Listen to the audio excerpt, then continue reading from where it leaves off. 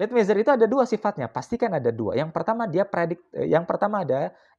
dia influenceable ya, influenceable. Maksudnya apa? Lead measure itu adalah sesuatu yang punya pengaruh, yang berada di dalam kendali kita. Saya contohkan seperti orang yang sedang memanah ya.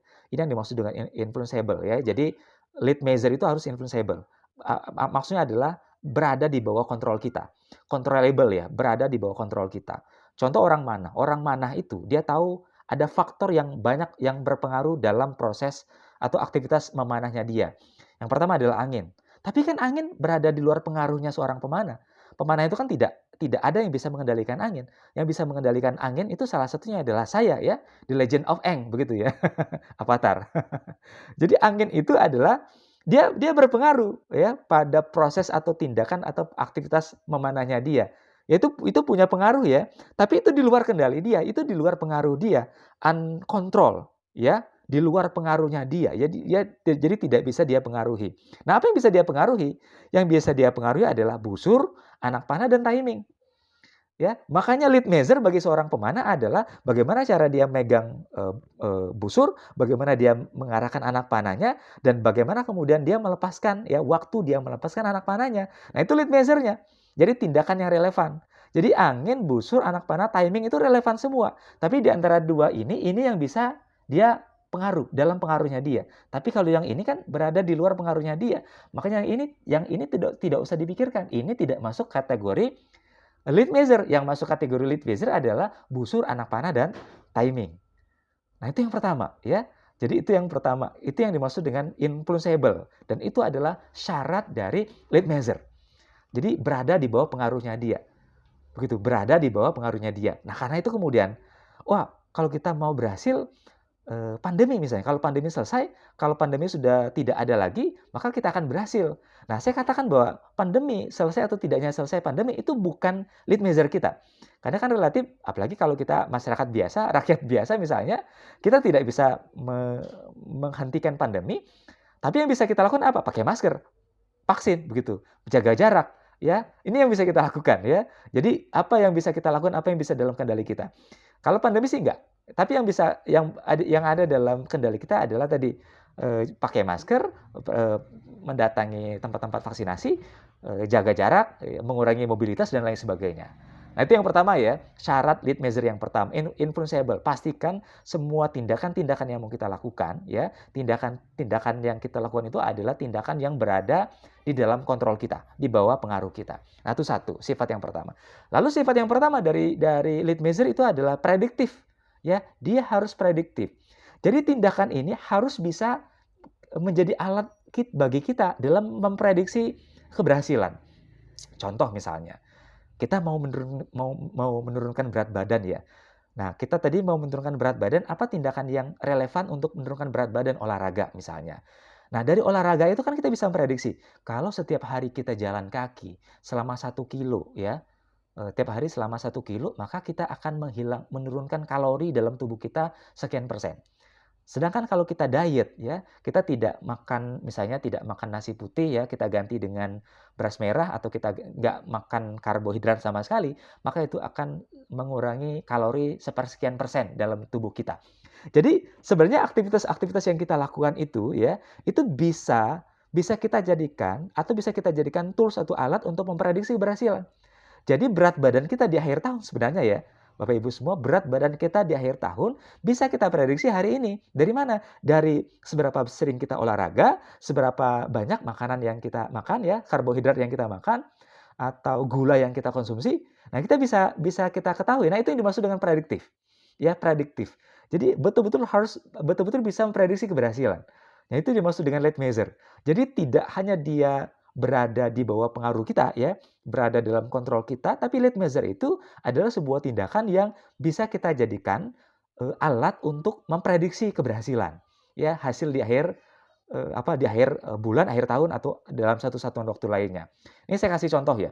Ada salah satu dialog yang bagus bagi Bapak Ibu atau kakak-kakak semua yang pernah nonton. Ada dialog di podcast Deddy ya. Deddy Corbuzier nanya sama Sule. Sule kan kita udah tahu lah dulunya bagaimana dianya ya. Ternyata kan dulu dia juga bukan siapa-siapa. Sebelum hari ini dia terkenal sebagai salah satu komedi ya dianggap paling hebat, paling lucu ya di Indonesia misalnya. Nah, dulu kan Sule juga bukan siapa-siapa ya. Pencapaian yang sangat luar biasa yang beliau punya itu kan salah satu melalui Opera Panjapa, terus Ini Talkshow dan lain sebagainya. Nah, ketika ditanya sama Dedi, pertanyaan menarik nih. Pertanyaan yang sering sekali memang disampaikan kepada orang-orang yang sukses, kepada orang-orang yang berhasil. Pertanyaan Dedi itu ada seperti ini. Sule, Kang Sule misalnya. Anda sebelumnya sudah memprediksi atau tidak kalau Anda akan mendapatkan capaian seperti ini? Kalau pencapaian Anda akan seperti ini. Nah, biasanya orang-orang yang hebat itu ketika ditanya dengan pertanyaan seperti itu, jawabannya adalah, "Oh, saya tidak menyangka. Saya tidak menyangka sebelumnya saya akan jadi orang sukses. Saya sebelumnya tidak menyangka kalau pencapaian saya akan seperti ini." Biasanya saya tidak menyangka, apalagi kalau yang ditanya adalah orang dengan budaya timur. Kenapa? Bagian dari basa-basi dan rendah hati ya. Tapi Sule dengan gamblang dia mengatakan, "Saya sebelumnya memprediksi. Saya memprediksi.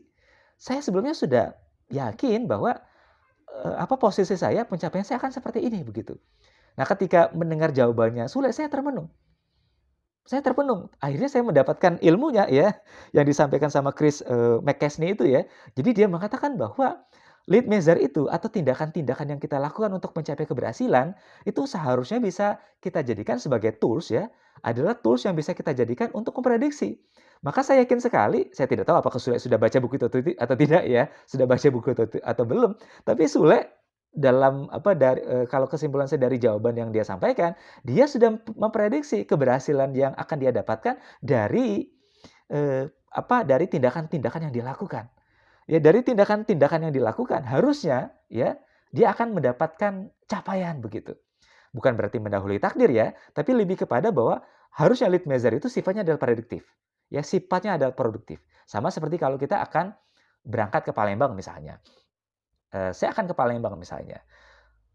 Kalau saya akan ke bandara, kalau mau ke Palembang, misalnya berangkat ke Palembang, saya tinggalnya di Jakarta, misalnya saya akan ke Palembang, saya akan berangkat pesawat jam 10, maka kita bisa memprediksi, kalau saya berangkatnya jam 7 pagi begitu, kita bisa memprediksi jam berapa saya akan datang ke bandara. Jadi tindakan-tindakan yang kita lakukan itu bisa kita prediksi.